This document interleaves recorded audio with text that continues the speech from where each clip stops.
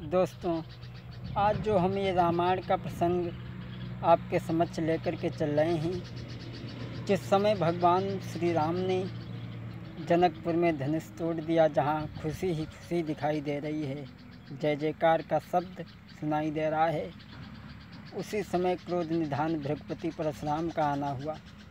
और परशुराम ने आते ही आते जवाब दिया, जनक क्या कारण है आज से पहले तुम्हारी सभा में इतनी लंबी भीड़ कभी नहीं देखी। और कहा परशुराम ने कि हे जनक, कहो क्या कारण है, ये भारी भीड़ भाड़ क्यों है। हे जनक, कहो क्या कारण है, ये भारी भीड़ भाड़ क्यों है। ये अभी शोर सा कैसा था, वीरों में छेड़छाड़ क्यों है। आते ही आते परशुराम ने जवाब दिया, जनक आज से पहले इतनी लंबी भीड़ तुम्हारे दरबार में कभी नहीं देखी। और ये जो आवाज़ हुई थी ये किसकी थी। तब तक उस टूटे हुए धनुष पर नज़र पहुंच गई। जब टूटा हुआ धनुष देखा तो आग बबूला हो गई। लाल लाल आँखें भईं और गरमा गया शरीर, तेजस्वी तुझने तभी की गर्जना गंभीर। हाथ में फरसा उठाया और कहा, जनक कौन था वो बहादुर जिसने भोले बाबा के धनुष को तोड़ करके अपनी मौत को बुला लिया। कौन थी वो माँ जिसने उस पहलवान को जन्म दे करके सयाना किया, जिसने भोले बाबा के धनुष को तोड़ करके सीता के साथ में रिश्ता जोड़ करके अपनी मौत को बुला लिया। परशुराम के क्रोध को देख करके सब उनके चरणों पर गिरने लगे और बिना पूछे ही सारा परिचय देने लगे। सीता को दुखी देख करके, सबको उदास देख करके, सीता को दुखी देख करके भगवान श्री राम ने दोनों हाथ जोड़े, कहा माफ़ करना ब्राह्मण देव, धनुष को तोड़ने वाला आपके सेवक के अलावा, दास के अलावा भला और किसका काम हो सकता है।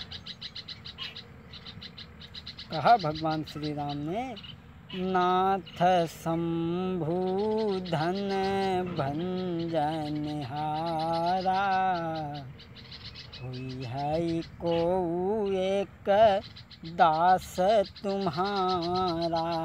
भगवान श्री राम ने दोनों हाथ जोड़े, का क्षमा करना ब्राह्मण देव, आपके धनुष को तोड़ने वाला आपके सेवक के अलावा, दास के अलावा और दूसरा कोई नहीं हो सकता। आई उत्साह कहिय कि न मोई, सुनि रिसाई बोले मुनि कोई, सुनि रिसाई बोले मुनि कोई। भगवान श्री राम ने कहा, क्षमा करना ब्राह्मण जी, आपके धनुष को तोड़ने वाला आपके सेवक के अलावा, दास के अलावा और किसी का काम नहीं हो सकता। जो ये वचन सुने तो परशुराम कहने लगे, तुझे सेवक के बारे में कुछ ज्ञान नहीं है। बिना बात के लड़ाई करना, कलह बढ़ाना, ये सेवक का धर्म है। और परशुराम बोले, अब मैं समझ गया राम।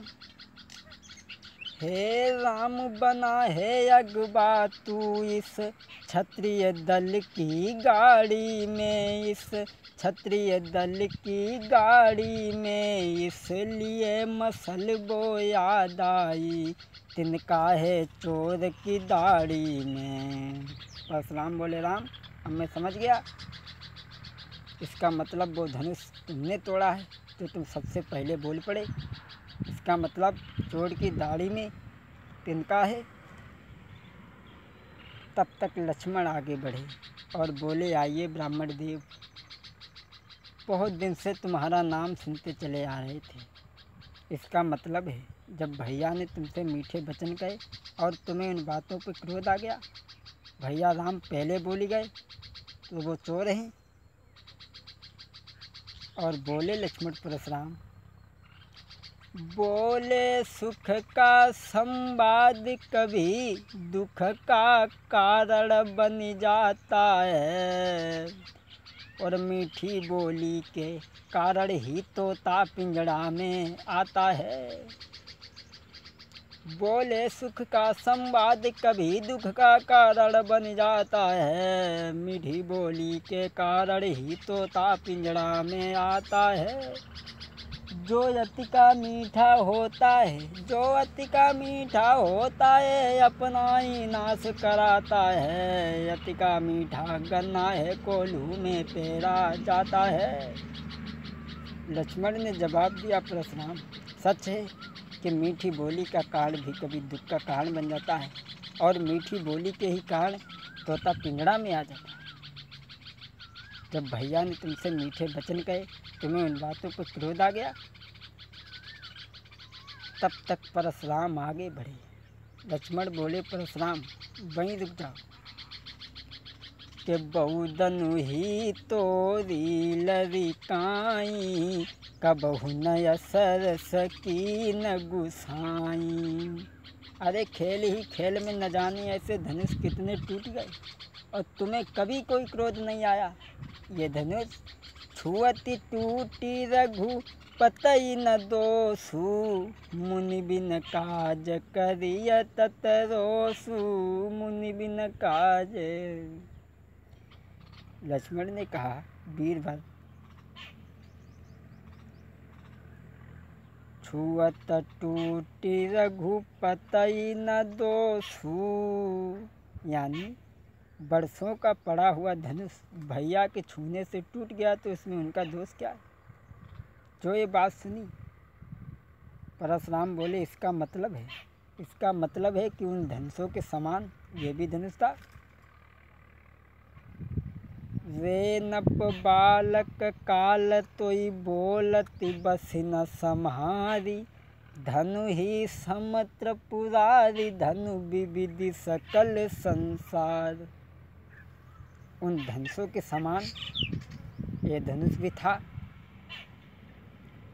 तो लखन लाल ने अब कहा, करी कुछ मृदु मुस्कान, धनुष हमारी राई में सब है एक समान। परशुराम बोले, इसका मतलब उन धनुषों के समान ये भी धनुष था। ये भगवान,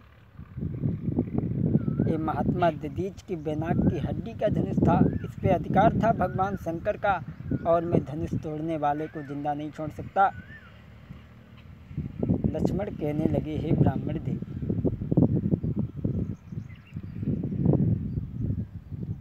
और बोले,